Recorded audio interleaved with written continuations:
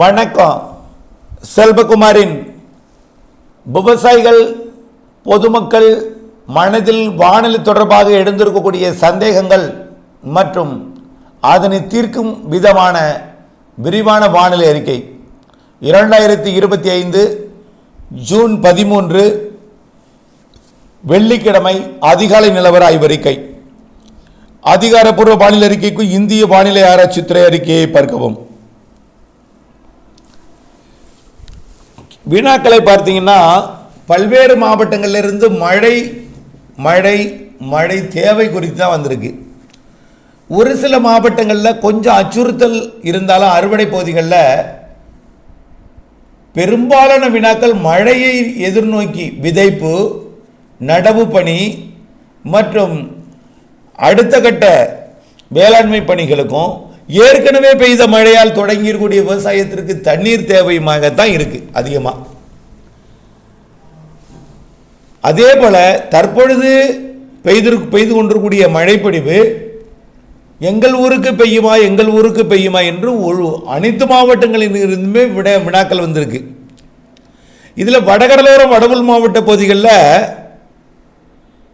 மழை பல இடங்களில் பெய்து பாதிப்பையும் ஏற்படுத்தி இருக்கு. அங்கே எப்பொழுது நீ ஓயும் என்று சிலர்கள் எழுப்பி இருக்கிறார்கள் கேள்வி. எப்படி எதற்காகனா அறுவடை பாதித்திருக்கிறது. வட உள் மாவட்ட பகுதிகளில் கொஞ்சம் இடைவெளி வேண்டும், தினசரி மழையாக இருக்கிறது என்று. அதே மாவட்டத்தில் ஒரு பகுதியில் மழையே பெய்யாமல் இருக்கிறது. இன்னும் சில இடங்களில் தினசரி பொழிகிறது, சில இடங்களில் பெய்யாமலே இருக்கிறது. அதே மாவட்டத்தில் தான் வட உள் மாவட்ட பகுதிகளிலேயோ ஒதுக்குதல் இருக்கிறது.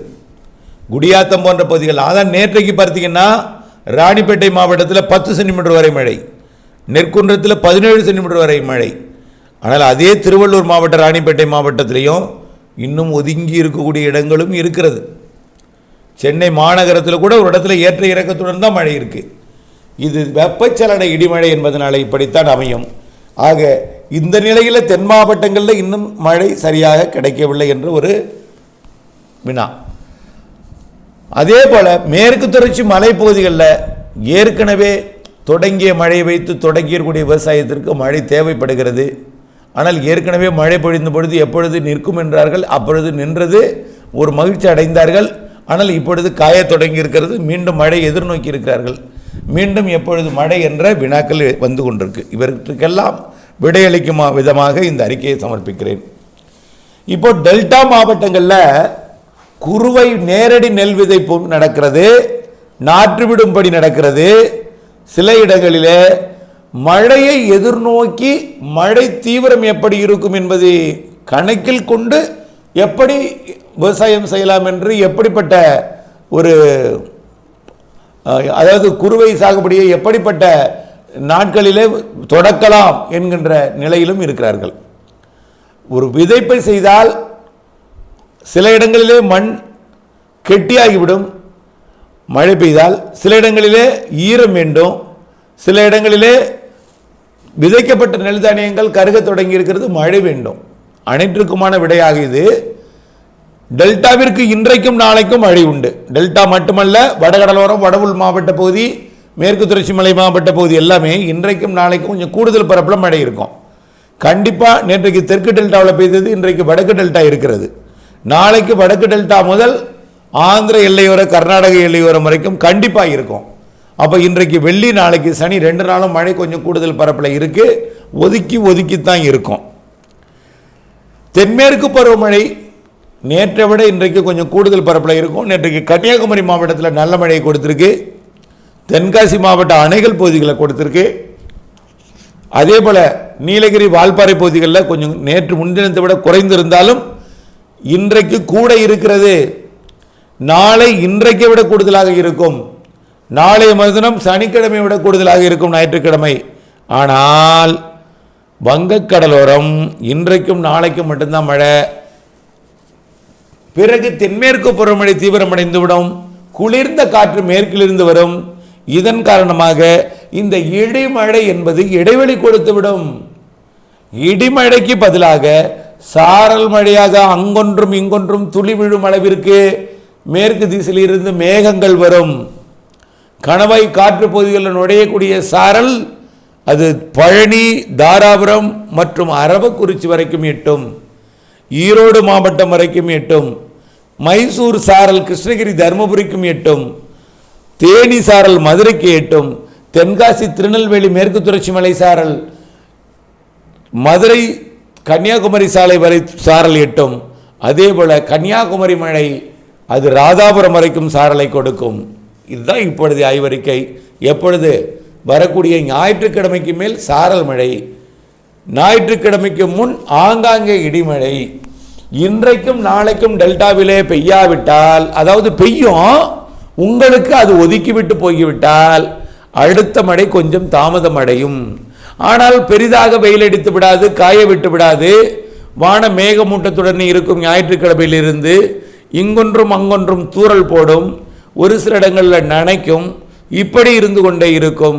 ஆனால் நீர் தேங்கும் அளவிற்கு ஒரு மழைன்னா இன்னைக்கு நாளைக்குள்ள ஆங்காங்கே கிடைக்கும்.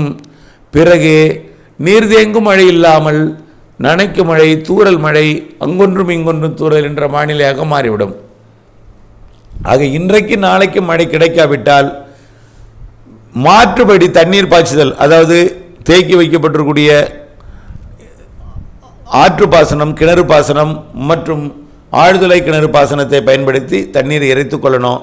ஆனால் இன்றைக்கு நாளைக்கு மழை இருக்குது என்பதை நீங்கள் புரிந்து கொள்ளணும். அதுக்கப்புறம் தென்மேற்கு பருவமழை தீவிரமடையும் என்பதனால இன்றைக்கும் நாளைக்கும் தென்மேற்கு பருவமழை தீவிரமடைந்திருக்கும். ஆனால் இன்றைக்கும் நாளைக்கும் இருக்கக்கூடிய தீவிரத்தை விட ஞாயிறு, திங்கள், செவ்வாய், புதன், வியாழன் நல்ல ஒரு தீவிரத்தில் இருக்கும். நல்ல மத்திய மாவட்டங்கள் வரைக்கும் சாரல் வரும். மேற்கு தொடர்ச்சி மலையில் நல்ல ஒரு மழைப்பிடிப்பு, கனமிக மழைப்பிடிப்பெல்லாம் காத்திருக்கிறது. ஆக அதற்கு பிறகு டெல்டாவிற்கு சாரல் தூறல் தான், அறுவடைக்கு எந்தவித அச்சுறுத்தலும் இருக்காது. அறுவடை விவசாயிகள் இன்றைக்கு நாளைக்கு நீங்கள் முற்பகல் அறுவடை செய்ய முடியாவிட்டால், மாலை இரவு மழை வந்து நனைத்து விட்டால் கவலைப்பட வேண்டாம். வரக்கூடிய ஞாயிற்றுக்கிழமை மாலை இரவிலிருந்து மழை இடைவெளி கொடுக்கும். மிரட்டும் வானிலை, தூறல் சாரல் மேகமூட்டம் மட்டுமே இருக்கும். அந்த நாளில் நீங்கள் அறுவடை செய்யலாம். ஆனால் மேற்கு மாவட்டங்களில் மழை தீவிரமாக இருக்கும். நீலகிரி முதல் கன்னியாகுமரி வரைக்கும் கணவாய் காற்று பகுதிகளில் என்பதை புரிந்து கொள்ள வேண்டும். அணைகள், நீர்பிடிப்பு பகுதிகள் மற்றும் வயநாடு, குடகு உள்ளிட்ட காவிரி நீர்பிடிப்பு பகுதிகளிலையும் நல்ல மழைப்பிடிப்பு காத்திருக்கிறது. அடுத்தபடியாக மேட்டூர் அணையிலிருந்து வரக்கூடிய நீர் தொடர்ந்து வருமா, கடைமடைக்கு வருமா, நம்முடைய சாகுபடி ஆற்று பாசனத்தை நம்பி தொடங்கலாமா? கண்டிப்பாக தொடங்கலாங்க. இந்த ஆண்டு அணை நிரம்பிவிடும், நிரம்பியே இருக்கும்.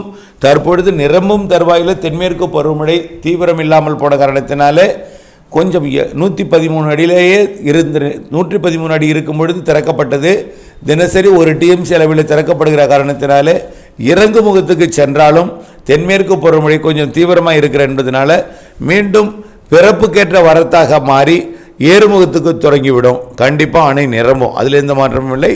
உடனடியாக நிரம்பாவிட்டாலும் திறப்புக்கேற்ற வரத்தை கொடுத்து அணை நீர் சேமிக்கப்பட்டு கொண்டே இருக்கும். பிறகு ஏறுமுகத்துக்கு போய் முழு கொள்ளளவை கண்டிப்பாக ஜூலையில் எட்டிடும். திறக்கப்படாமல் இருந்தால் அது 4-5 டிஎம்சி தான் இன்னும் அது கபினிக்கு தேவை. அது நிரம்பி மேட்டூருக்கு வந்துடும். ஆனால் திறக்கப்பட்ட காரணத்தினாலே உடனடியாக நிரம்புவதற்கு வாய்ப்பில்லை. திறப்புக்கேற்ற வரத்தை கொடுத்து கொண்டே இருக்கும், வரத்துக்கேற்ற திறப்பு வந்து கொண்டே இருக்கும், சமமாக இருக்கும். பிறகு ஏறுமுகத்துக்கு போகும், பிறகு நிரம்பும். அதனால் தண்ணீர் தொடர்ந்து கிடைக்கும்.